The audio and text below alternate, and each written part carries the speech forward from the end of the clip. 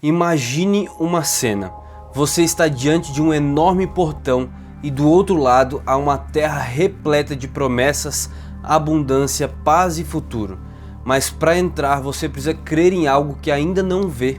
Precisa confiar que apesar das circunstâncias gritarem que é impossível, Deus é fiel para cumprir o que prometeu.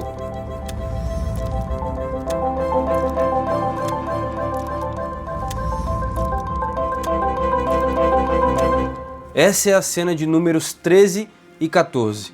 12 espias voltam de Canaã, 10 deles enxergam gigantes e cidades fortificadas, 2 deles, Josué e Calebe, enxergam a fidelidade de Deus. Essa não é apenas uma história antiga, é um retrato da vida cristã. Quantas vezes nos vemos diante de desafios que parecem maiores do que nós? A diferença está em como nós olhamos para eles, com os olhos humanos ou com os olhos da fé. E é aqui que nascem os gigantes da fé. Josué e Calebe não foram homens comuns, não porque tivessem uma força extraordinária ou um intelecto além da média, mas sim porque escolheram acreditar que Deus era maior que qualquer impossibilidade.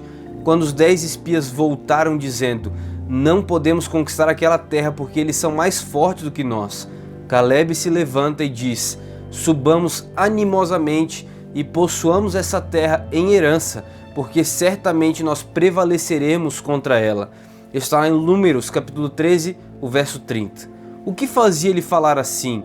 Ellen White comenta no seu livro Patriarcas e Profetas que eles tinham uma fé em Deus, não duvidavam de seu poder nem de sua promessa. Essa convicção os tornava diferentes. Enquanto a maioria se deixava dominar pelo medo, eles foram moldados pela confiança.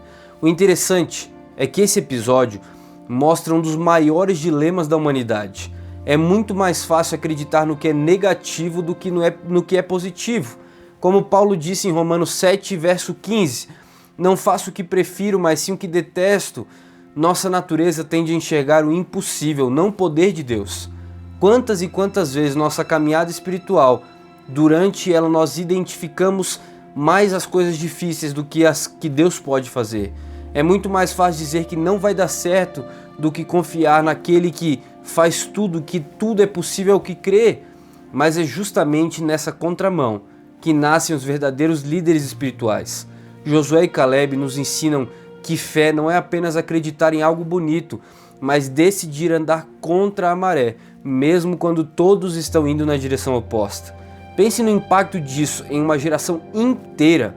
O povo de Israel chorou, murmurou, quis voltar para o Egito e até mesmo cogitou em apedrejar aqueles que falavam diferente. Como disse Martin Luther King Jr., a covardia pergunta: "É seguro?" A conveniência pergunta: "É político?" A vaidade pergunta: "É popular?" Mas a consciência pergunta: "É certo?" Josué e Calebe se levantaram não porque era popular, mas porque era certo. Essa é a marca de um gigante da fé. Permanecer de pé quando todos ao redor estão caindo.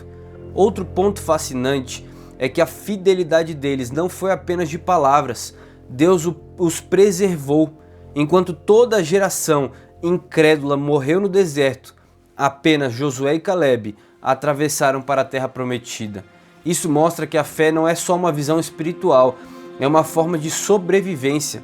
Bonhoeffer, mártir cristão do século XX, disse: "A fé só é real quando se torna obediência sem reservas em tudo." Eles viveram isso, não era teoria, era prática. E é isso que a nossa geração precisa. Pessoas que, mais do que falar sobre, vivem a fé. Você tem vivido a fé? Como você tem vivido os seus dias a dias? Com fé ou com incredulidade? Agora, vale refletir. Como esses homens se tornaram assim? Não nasceram prontos, não foi da noite para o dia. Eles foram moldados, desde pequeno, absorvendo exemplos, escolhas, experiências. E aqui está uma lição poderosa para os pais, líderes e jovens. Nós somos constantemente formados por modelos. A questão não é se temos modelos, mas quais modelos nós estamos seguindo. Como disse Spurgeon, uma fé pequena leva as almas ao céu, mas uma fé grande traz o céu para dentro das almas. Josué e Calebe seguiram esse caminho de fé grande, e é por isso que se tornaram gigantes da fé. A vida deles também aponta para Cristo. Josué, inclusive, é uma representação clara de Jesus. Seu nome em hebraico, Yehoshua, significa o Senhor é salvação. Assim como Josué conduziu o povo à terra prometida, Jesus nos conduz a Canaã celestial. Caleb, por sua vez, simboliza a perseverança dos fiéis até o fim. Aos 85 anos ele ainda estava dizendo: dá-me este monte, eu vou conquistar aquele monte. Isso nos mostra, que a fé verdadeira não envelhece, ela amadurece. Em tempos em que muitos desistem cedo demais, Caleb nos lembra que quem confia em Deus não coloca prazo de validade na promessa divina. E aqui que está um gancho que nós não podemos perder. Você sabia que o nome Caleb significa cão? Parece inofensivo, né? Mas no contexto bíblico, um cão simbolizava lealdade, devoção, alguém que não abandona o seu Senhor. Isso explica muito sobre o caráter de Caleb. Ele foi um homem que permaneceu leal a Deus quando todos preferiram desistir. Pequenos detalhes como esses revelam como a Bíblia é profunda e como nós temos personagens que têm muito mais a nos ensinar do que nós imaginamos. Quando nós olhamos agora para a vida de Josué e Caleb, percebemos que eles não apenas conquistaram cidades, mas conquistaram algo muito maior. Conquistaram o direito de serem lembrados como homens cuja fé mudou a história. Hebreus capítulo 13, o verso 7 nos convida a lembrar: lembre-se dos seus líderes, os quais pregaram a palavra de Deus a vocês, e considerando atentamente o fim da vida deles, imitem a fé que tiveram.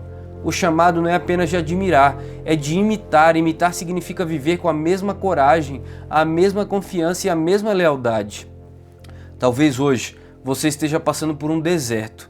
Talvez os gigantes da fé, os gigantes do dia a dia que você enfrenta sejam problemas financeiros, crises emocionais, enfermidades ou até dúvidas espirituais.